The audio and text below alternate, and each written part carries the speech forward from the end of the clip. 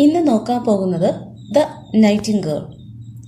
Danish എഴുത്തുകാരനായ Hans Christian Anderson ലോകത്തിലെ ഏറ്റവും മികച്ച കഥാകാരന്മാരിൽ ഒരാളായി ഓർമ്മിക്കപ്പെടുന്നു. അദ്ദേഹത്തിന്റെ മിക്ക കവിതകളും നോവലുകളും നാടകങ്ങളും മറന്നുപോയെങ്കിലും അദ്ദേഹത്തിന്റെ ഫെയറി ടെയിൽസ് അദ്ദേഹത്തിന് ശാശ്വതമായ പ്രശസ്തി നേടിക്കൊടുത്തു. ഹാൻസ് ക്രിസ്റ്റ്യൻ ആൻഡേഴ്സന്റെ ഫെയറി ടെയിലുകളിൽ ഒന്നാണ് ദ നൈറ്റിംഗേൾ അഥവാ വാനമ്പാടി എന്ന കഥ. ഇനി നമുക്ക് കഥയിലേക്ക് പോകാം.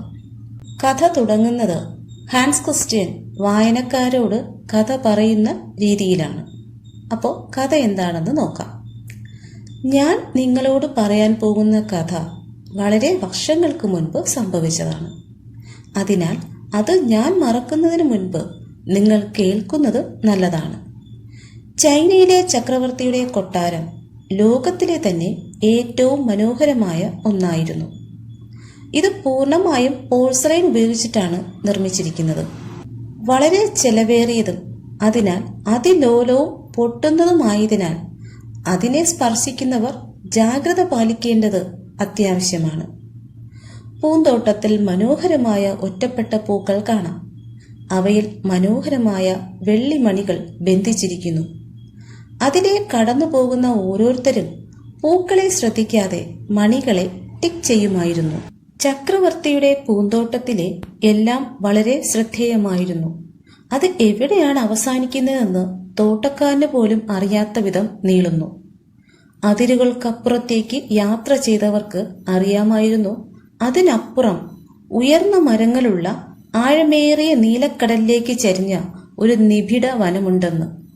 അതിന്റെ ശാഖകളുടെ നിഴലിൽ വലിയ കപ്പലുകൾ സഞ്ചരിച്ചു. ഈ വൃക്ഷങ്ങളിലൊന്നിൽ ഒരു വാനമ്പാടി താമസിച്ചിരുന്നു. അത് വളരെ മനോഹരമായി പാടുന്നു.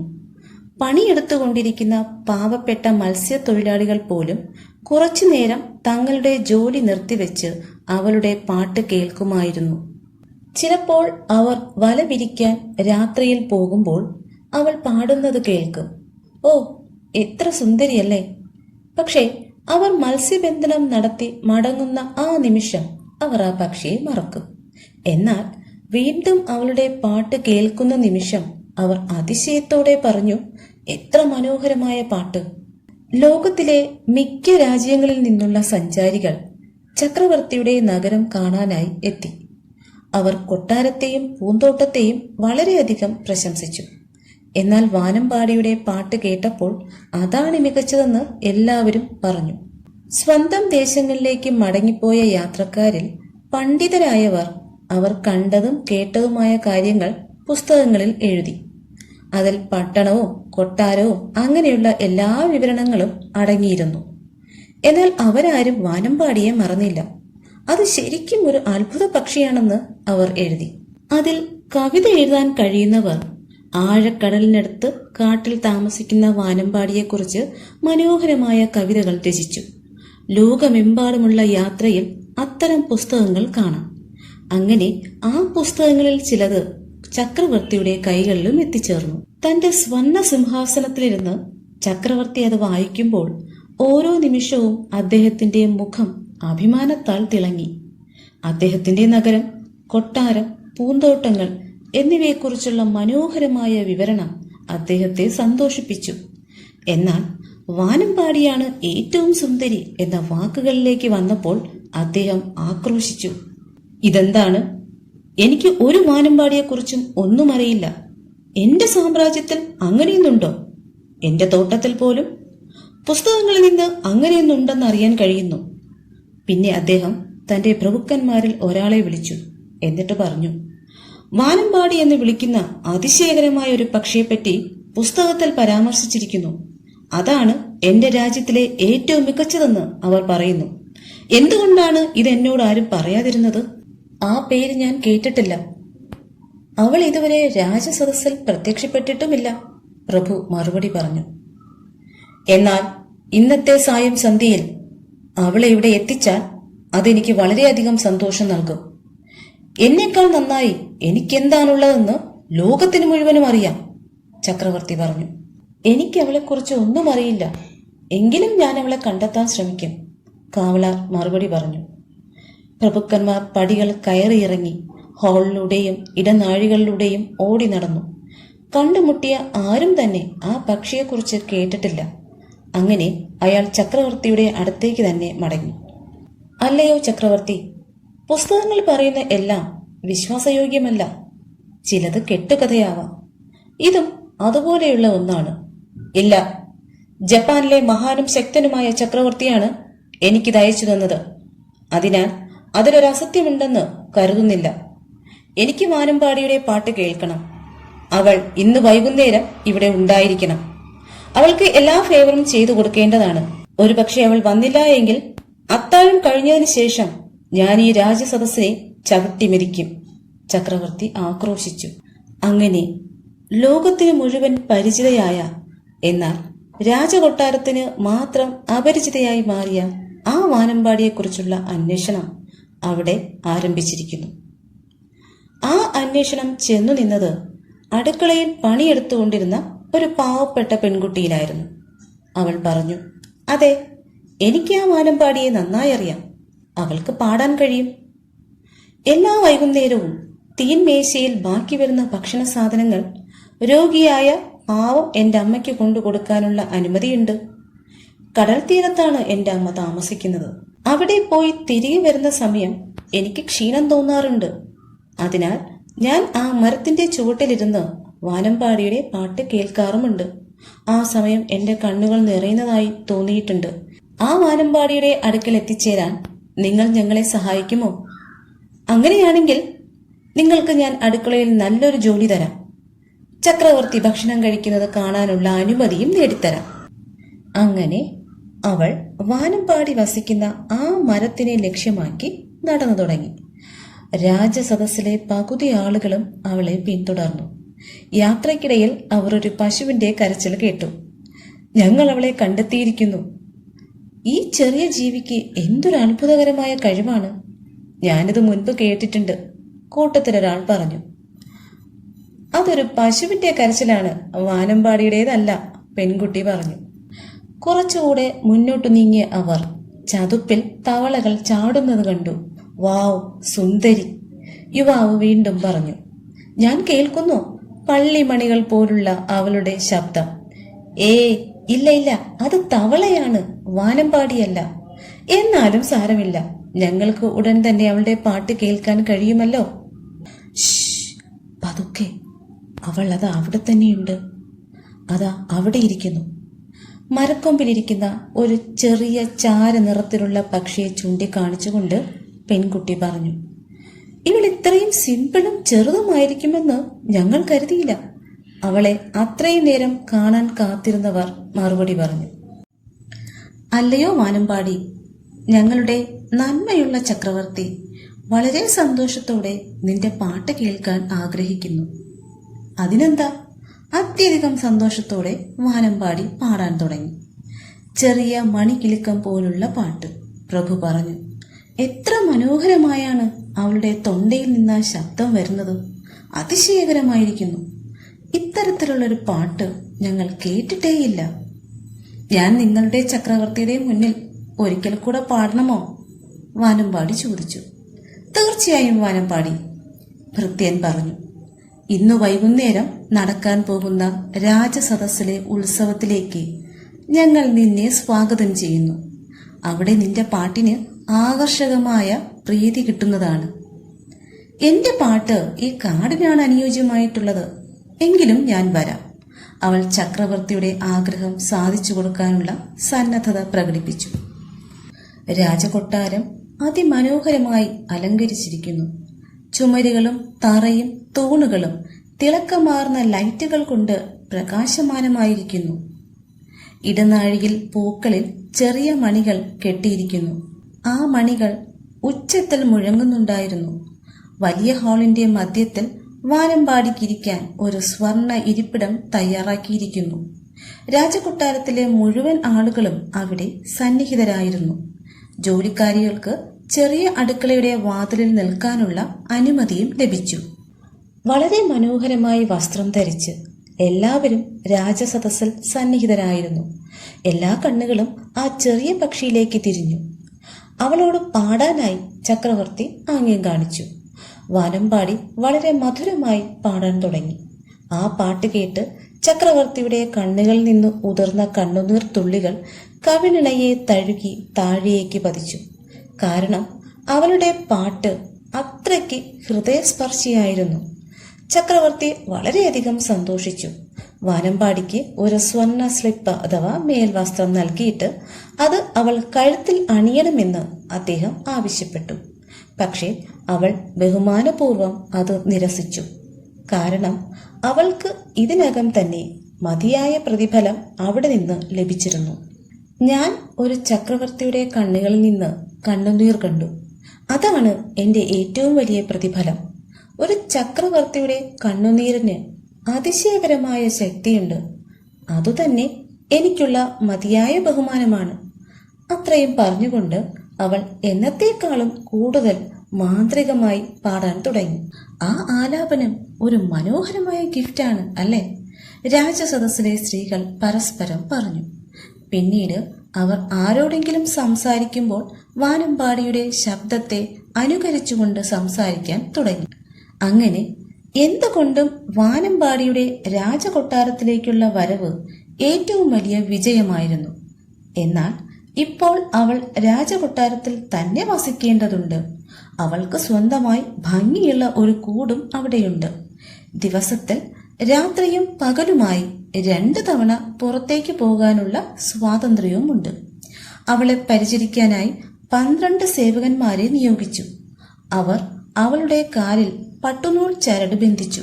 എന്നാൽ അത് സന്തോഷത്തോടെയുള്ള അവളുടെ പറക്കലിന് തടസ്സം സൃഷ്ടിച്ചു. വൈകാതെ നഗരം മുഴുവൻ അതിശയകരമായ ആ പക്ഷിയെക്കുറിച്ച് സംസാരിച്ചു തുടങ്ങി. ആളുകൾ പരസ്പരം കണ്ടുമുട്ടുമ്പോൾ ഒരാൾ നൈറ്റിംഗ് എന്നും മറ്റേയാൾ ഗേൾ എന്നും പറഞ്ഞു തുടങ്ങി. അവർ മറ്റൊന്നും സംസാരിച്ചില്ലെങ്കിൽ പോലും പറഞ്ഞതിന്റെ അർത്ഥം എന്താണെന്ന് അവർക്ക് മനസ്സിലാകുമായിരുന്നു.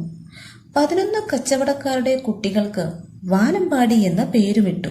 എന്നാൽ അവരിൽ ആർക്കും തന്നെ ഒരു നോട്ട് പോലും പാടാനുള്ള കഴിവുണ്ടായിരുന്നില്ല എന്നതാണ് സത്യം. ഒരു ദിവസം ചക്രവർത്തിക്ക് ഒരു വലിയ സമ്മാനപ്പൊതി ലഭിച്ചു. അതിൽ വാനമ്പാടി എന്ന് എഴുതിയിരുന്നു.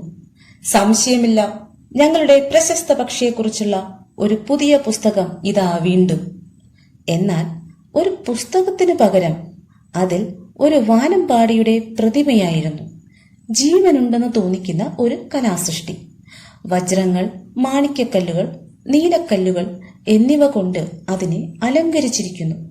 ആ പക്ഷിയെ തൊട്ട ഉടനെ തന്നെ അത് യഥാർത്ഥ വാനമ്പാടിയെ പോലെ അതിന്റെ സ്വർണവും വെള്ളിയും കൊണ്ട് തിളങ്ങുന്ന വാൽ മുകളിലേക്കും താഴേക്കും ചലിപ്പിച്ചുകൊണ്ട് മനോഹരമായി പാടാൻ തുടങ്ങി. അതിന്റെ കഴുത്തിൽ ഒരു റിബൺ കെട്ടിയിരുന്നു. അതിൽ ഇങ്ങനെ എഴുതിയിരുന്നു: ജപ്പാൻ ചക്രവർത്തിയുടെ വാനമ്പാടിയുമായി താരതമ്യം ചെയ്യുമ്പോൾ ചൈനയിലെ ചക്രവർത്തിയുടെ വാനമ്പാടി വളരെ മോശമാണ്. വാവ്, വളരെ മനോഹരം! കൃത്രിമ വാനമ്പാടിയെ കണ്ട എല്ലാവരും ഒരേ സ്വരത്തിൽ പറഞ്ഞു. അതിനെ കൊണ്ടുവന്നയാൾക്ക് ഇംപീരിയൽ നൈറ്റിംഗേൾ ബ്രിഞ്ചർ ഇൻ ചീഫ് എന്ന പദവിയും ലഭിച്ചു. ഇപ്പോൾ അവർ ഒരുമിച്ച് പാടട്ടെ, രാജസദസ് അഭിപ്രായപ്പെട്ടു. യഥാർത്ഥ വാനമ്പാടി തന്റെ സ്വതസിദ്ധമായ കഴിവിൽ പാടിയപ്പോൾ കൃത്രിമ വാനമ്പാടി തന്നിൽ സ്റ്റോർ ചെയ്തിട്ടുള്ള ഫോമുകളിൽ മാത്രമാണ് പാടിയത്. ഇതൊരു തെറ്റല്ല, മ്യൂസിക് മാസ്റ്റർ പറഞ്ഞു. ഈ പാട്ട് എന്റെ അഭിരുചികൾക്ക് തികച്ചും അനുയോജ്യമാണ്. പിന്നീട് കൃത്രിമ പക്ഷിയെ ഒറ്റയ്ക്ക് പാടാൻ നിയോഗിക്കുകയും സദസ്സിന് അവളുടെ പാട്ട് യഥാർത്ഥ വാനമ്പാടിയെ പോലെയാണെന്ന് തോന്നുകയും ചെയ്തു. മാത്രമല്ല, ആ പക്ഷി സർവാഭരണ ഭൂഷിതയാണ്, മനോഹരിയാണ്. മാത്രമല്ല, എത്ര തവണ വേണമെങ്കിലും ക്ഷീണമില്ലാതെ മനോഹരമായി പാടുകയും ചെയ്യുന്നു. ആ സമയം ചക്രവർത്തി പറഞ്ഞു, ഇനി യഥാർത്ഥ വാനമ്പാടി എന്തെങ്കിലും പാടട്ടെ, എവിടെയാണവൾ? എന്നാൽ തുറന്ന ജാലകത്തിലൂടെ അവൾ തന്റെ പച്ചപ്പുകളിലേക്ക് പറന്നകന്ന സമയം ആരും തന്നെ അവളെ ശ്രദ്ധിച്ചിരുന്നില്ല. എന്തൊരു വിചിത്രമായ പെരുമാറ്റം! ചക്രവർത്തി പറഞ്ഞു. നന്ദികെട്ട ജീവി! അവൾ പറന്നകന്നപ്പോൾ രാജസദസ് അവളെ കുറ്റപ്പെടുത്തി. അത് പോകുന്നെങ്കിൽ പോകട്ടെ, ഞങ്ങൾക്കിപ്പോൾ ഏറ്റവും മികച്ച പക്ഷി തന്നെയുണ്ട്, രാജസദസ്സിലെ ഒരാൾ പറഞ്ഞു. അവർ വീണ്ടും വീണ്ടും ആ കൃത്രിമ പക്ഷിയെ പാടിച്ചുകൊണ്ടേയിരുന്നു. പല പ്രാവശ്യം പാടിച്ചിട്ടും അവർക്കതിന്റെ പാട്ട് പഠിക്കുവാൻ കഴിഞ്ഞില്ല. കാരണം അത് പഠിക്കുക എന്നത് വളരെ ബുദ്ധിമുട്ടായിരുന്നു. എങ്കിലും മ്യൂസിക് മാസ്റ്റർ കൃത്രിമ പക്ഷിയെ വലിയ തോതിൽ പ്രശംസിച്ചുകൊണ്ടേയിരുന്നു. വസ്ത്രധാരണത്തിലും അണിഞ്ഞൊരങ്ങളിലും മാത്രമല്ല, സംഗീതത്തിലും അതൊരു യഥാർത്ഥ വാനമ്പാടിയേക്കാൾ മികച്ചതാണെന്ന് അദ്ദേഹം ഉറപ്പിച്ചു. ഒരു യഥാർത്ഥ വാനമ്പാടി എന്താണ് പാടാൻ പോകുന്നതെന്ന് ആർക്കും അറിയാൻ കഴിയില്ല. എന്നാൽ ഈ കൃത്രിമ വാനമ്പാടി എന്താണ് പാടാൻ പോകുന്നതെന്ന് എല്ലാവർക്കും അറിയാൻ കഴിയും. അതിന്റെ പാട്ടിന്റെ നോട്ട് എല്ലാവർക്കും പഠിക്കാനും കഴിയും. ഇതാണ് നമുക്ക് ആവശ്യം. അതിനുശേഷം യഥാർത്ഥ വാനമ്പാടി ആ സാമ്രാജ്യത്തിൽ നിന്നും പുറത്താക്കപ്പെട്ടു. ചക്രവർത്തിയുടെ കട്ടിലിനോട് ചേർന്നായി കൃത്രിമ പക്ഷിയുടെ സ്ഥാനം. സ്വർണത്തിന്റെയും വിലയേറിയ കല്ലുകളുടെയും സമ്മാനങ്ങൾ പക്ഷിക്ക് ചുറ്റും ഉണ്ടായിരുന്നു. ലിറ്റിൽ ഇമ്പീരിയൽ ടോയ്ലറ്റ് സിംഗർ എന്ന നമ്പർ 1 പദവിയിലേക്ക് അത് ഉയർന്നു. ഇവിടെ ടോയ്ലറ്റ് എന്ന് ഉദ്ദേശിക്കുന്നത് ക്ലോസ്ഡ് റൂം എന്ന അർത്ഥത്തിലാണ്. മ്യൂസിക് മാസ്റ്റർ കൃത്രിമ പക്ഷിയെക്കുറിച്ച് 25 വാല്യങ്ങളായി ഒരു കൃതി എഴുതി. അത് വളരെ ദൈർഘ്യമേറിയതും ഏറ്റവും ബുദ്ധിമുട്ടുള്ള ചൈനീസ് പദങ്ങൾ നിറഞ്ഞവയുമായിരുന്നു. ഒന്നും മനസ്സിലാക്കാൻ കഴിഞ്ഞില്ല എങ്കിലും മർദ്ദനം ഭയന്ന് ആളുകൾ അത് വായിച്ചെന്നും നന്നായി മനസ്സിലായി എന്നും പറഞ്ഞു. അങ്ങനെ 1 വർഷം കടന്നുപോയി. ചക്രവർത്തിക്കും രാജസദസ്സിലെ മറ്റെല്ലാവർക്കും കൃത്രിമ പക്ഷിയുടെ പാട്ടിന്റെ ഓരോ നോട്ടും മനഃപ്പാഠമായി. അത് അവരെ വളരെയധികം സന്തോഷിപ്പിച്ചു. പലപ്പോഴും അവർക്ക് ആ പക്ഷിയോടൊപ്പം തന്നെ പാടാൻ കഴിഞ്ഞു. അതുകൊണ്ട് തന്നെ അത് വളരെ രസകരമായി മാറി. അങ്ങനെ ഒരു സായം സന്ധ്യയിൽ ചക്രവർത്തി തന്റെ കൃത്രിമ പക്ഷിയുടെ പാട്ടും ആസ്വദിച്ച് കിടക്കുകയായിരുന്നു. എന്നാൽ കുറച്ചു സമയം കഴിഞ്ഞപ്പോൾ പക്ഷിയുടെ ഉള്ളിൽ നിന്ന് എന്തോ അപശബ്ദം വരുന്നതായി തോന്നി. പെട്ടെന്ന് തന്നെ അതിനുള്ളിലെ സ്പ്രിംഗ് പൊട്ടുകയും അതിന്റെ പാട്ട് നിലയ്ക്കുകയും ചെയ്തു. ചക്രവർത്തി വേഗം തന്നെ ഒരു ഫിസിഷ്യനെ വിളിപ്പിച്ചു. എന്നാൽ അദ്ദേഹം നിസ്സഹായനായിരുന്നു. അതിനാൽ ചക്രവർത്തി ഒരു വാച്ച് മേക്കറെ വിളിപ്പിച്ചു. ദീർഘനേരത്തെ പരിശോധനകൾക്ക് ശേഷം അയാൾ പക്ഷിയെ ഒരുവിധം ശരിയാക്കി. എന്നാൽ ഇനി പക്ഷിയെ വളരെ ശ്രദ്ധാപൂർവം മാത്രമേ ഉപയോഗിക്കാൻ പാടുള്ളൂ എന്ന് വാച്ച് മേക്കർ ചക്രവർത്തിക്ക് മുന്നറിയിപ്പും നൽകി. വർഷത്തിൽ ഒരിക്കൽ മാത്രമേ ആ പക്ഷിയെ കൊണ്ട് ഇനി പാടിക്കാവൂ. അങ്ങനെ 5 വർഷങ്ങൾ കടന്നുപോയി. ചൈനയിലെ ജനങ്ങൾക്ക് താങ്ങാനാവാത്ത തരത്തിലുള്ള ഒരു ദുഃഖം വന്നു ചേർന്നു. അവരുടെ പ്രിയപ്പെട്ട ചക്രവർത്തിയുടെ ജീവന് തന്നെ ഹാനി വരുത്തുന്ന ഒരു അസുഖം വന്നു ചേർന്നു. അവർക്ക് ചക്രവർത്തിയെ വളരെ ഇഷ്ടമായിരുന്നു. ഒടുവിൽ പുതിയ ചക്രവർത്തി തിരഞ്ഞെടുക്കപ്പെട്ടു. ആളുകൾ വഴിയോരങ്ങളിൽ കാത്തിരുന്ന് തങ്ങളുടെ പഴയ ചക്രവർത്തിയുടെ സുഖവിവരം പുതിയ ചക്രവർത്തിയോട് ചോദിക്കുമായിരുന്നു. എന്നാൽ അയാൾ ഒന്നും മിണ്ടാതെ ഭൂ എന്ന് ശബ്ദിച്ചുകൊണ്ട് തലയാട്ടുക മാത്രമാണ് ചെയ്തത്. രാജകീയ കിടക്കയിൽ തണുത്തുറഞ്ഞ് വിളറി വെളുത്തു കിടക്കുന്ന ചക്രവർത്തിയെ കണ്ട് അദ്ദേഹം മരിച്ചെന്ന് എല്ലാവരും കരുതി. അദ്ദേഹത്തിന് ആദരാഞ്ജലികൾ അർപ്പിക്കാനുള്ള ഒരുക്കങ്ങൾ തുടങ്ങി. ചാമ്പർലൈൻ ഈ വിഷയത്തെക്കുറിച്ച് സംസാരിക്കാൻ തയ്യാറെടുത്തു. കാലടികളുടെ ശബ്ദം കേൾക്കാതിരിക്കാനായി ഹാളുകളിലും ഇടനാഴികളിലും പരവതാനികൾ വിരിച്ചിരിക്കുന്നു. എവിടെയും നിശബ്ദത മാത്രം. എന്നാൽ ചക്രവർത്തി ഇതുവരെ മരിച്ചിരുന്നില്ല. ജാലകത്തിലൂടെ നിലാവ് ചക്രവർത്തിയുടെ കൃത്രിമ പക്ഷിയുടെ മേൽ പതിക്കുന്നുണ്ടായിരുന്നു. ശ്വസിക്കാനാവാത്ത തരത്തിൽ തന്റെ നെഞ്ചിൽ ഭാരം വർദ്ധിക്കുന്നതായി അദ്ദേഹത്തിന് തോന്നി. അദ്ദേഹം കണ്ണുകൾ തുറന്നു. മരണം തന്റെ അരികിലിരിക്കുന്നത് അദ്ദേഹം കണ്ടു. അത് തന്റെ സ്വർണ്ണ കിരീടം ധരിച്ചിരിക്കുന്നു. കയ്യിൽ തന്റെ ഉടവാളും, മറ്റേ കയ്യിൽ ഒരു മനോഹരമായ ബാനർ പിടിച്ചുകൊണ്ട് മരണം തന്റെ അരികിലിരിക്കുന്നു.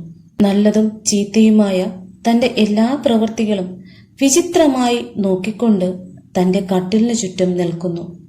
മരണം ഇപ്പോൾ തന്റെ ഹൃദയത്തിൽ ഇരിക്കുന്നു. നിങ്ങൾ ഇത് ഓർക്കുന്നുണ്ടോ? നിങ്ങൾക്ക് അത് ഓർമ്മയുണ്ടോ? ഓർമ്മിക്കാൻ സാധ്യതയുള്ള എല്ലാ സാഹചര്യങ്ങളും അവർ ചക്രവർത്തിയുടെ മുന്നിൽ എത്തിക്കാൻ ശ്രമിച്ചു. എനിക്കൊന്നും തന്നെ ഓർമ്മയില്ല, ചക്രവർത്തി പറഞ്ഞു. അതെ, മ്യൂസിക്, മ്യൂസിക്, ചക്രവർത്തി ഉറക്കെ പറഞ്ഞു. അല്ലയോ സ്വർണപക്ഷി, നീ പാടുക.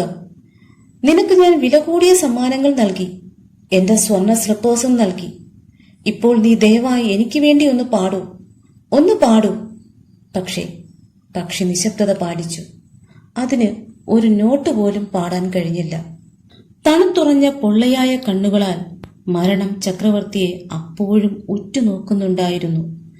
ആ മുറി പോലും ഭയത്താൽ നിശ്ചലമായി മാറി. പെട്ടെന്ന് ജാലകത്തിലൂടെ ഒരു മധുര സംഗീതം ഒഴുകിയെത്തി.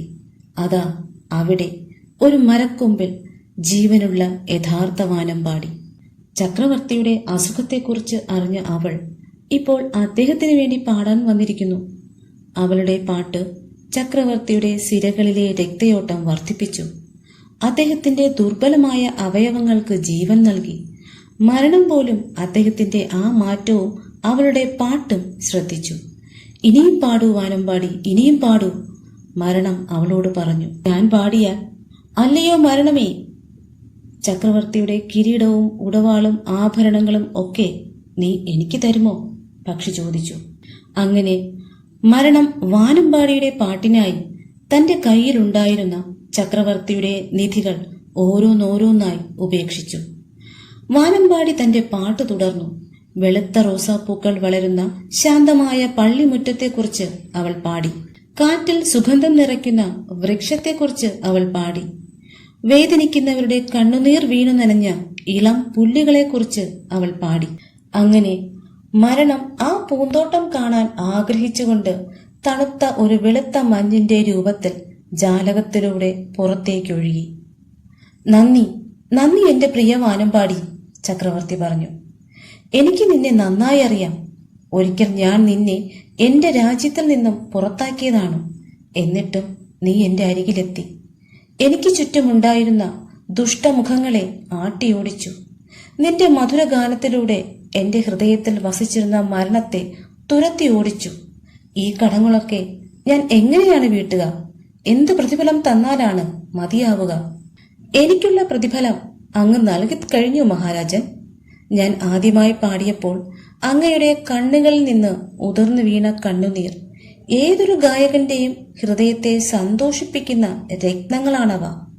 ഞാനതൊരിക്കലും മറക്കില്ല. എന്നാൽ ഇപ്പോൾ താങ്കൾ നന്നായി ഉറങ്ങുക, ശക്തനായി തിരിച്ചു വരിക. ഞാൻ ഇനിയും നിങ്ങൾക്കായി പാടാം. അവളുടെ പാട്ടുകേട്ട് ചക്രവർത്തി മയക്കത്തിലേക്ക് വീണു. ഉണർന്നെണീറ്റ അദ്ദേഹം ഉന്മേഷവാനും ശക്തിമാനുമായി കാണപ്പെട്ടു. അല്ലയോ പക്ഷി, നീ എപ്പോഴും എന്നോടൊപ്പം ഉണ്ടായിരിക്കണം, ചക്രവർത്തി പറഞ്ഞു.